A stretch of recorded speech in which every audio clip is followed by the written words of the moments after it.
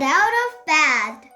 In the middle of the night, when everyone else was asleep, Amy went downstairs. She watched the late show, the late late show, the late late late late show, the early show, and finally went to bed because she was feeling somewhere tired.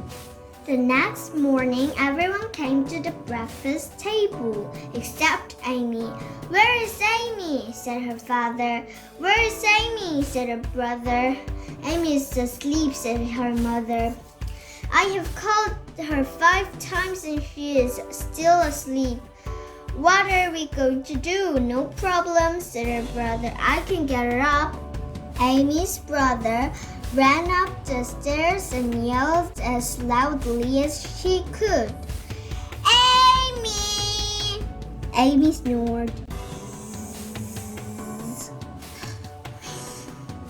"Late for school," he said. "See if I care." And he ran back downstairs. "Well, I know what to do," said Amy's father. He walked up the stairs and said in his sternest father voice, "Amy, if you don't get out of this instant, I'm going to be very mad." Amy snored. Zzz. He went back downstairs and told Amy's mother, "Your daughter will not get up." "Well, I have something that sometimes works," she said. She ran up the stairs, stood Amy on her feet, and said very nicely, "Amy, please wake up." Amy fell over and went to sleep on the floor. Zzz. Her mother ran back downstairs and said, "I can get her up. I can get her up." "Oh no," said her father. "I have to go work." "Oh no," said her brother. "I have to go to school." "I have to go to work too," said her mother. "But what are we going to do with Amy?"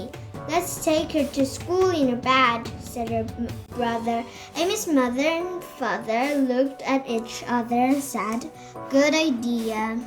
So they put Amy back in her bed and picked it up. Then they walked out the front door, down the street, around the corner, through the schoolyard, and into the school. They put the bed down in the back of the classroom and left. Later that day, the principal came in and said, "What is going on here?" "I don't know," said the teacher. "It's Amy. She will not get out of bed." "No problem," said the principal. She walked over and yelled at Amy as loud as she could. "Wake up!" Amy snored. Zzz. "I give up," said the principal. So the teacher taught reading and Amy didn't wake up. The teacher taught arithmetic and Amy didn't wake up. They went to gym. Amy didn't wake up. They went out for recess and Amy didn't wake up. They had lunch and Amy didn't wake up. They had art and Amy still didn't wake up. Finally, it was time to go home. "Call the mother, call the father," yelled the principal. "Get this kid out of here." So Amy's mother came from work, and her father came from work, and her brother came from school. They picked up Amy's bed, carried it home, and all had dinner except Amy. Amy was asleep. Zzz.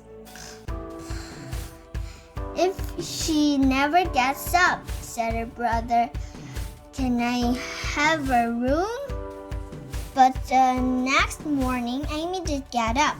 She ran downstairs and said, "Oh, I'm hungry. I haven't eaten in years."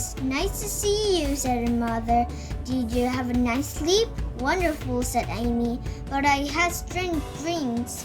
Then Mother went to work, and her father went to work, and Amy and her brother went to school. At the door of the school, the principal said, "Good morning, Amy. How are you today?" "Wonderful," said Amy, "but I had strange dreams last night." "I bet," said the principal. Then Amy walked into her classroom, and everyone snored.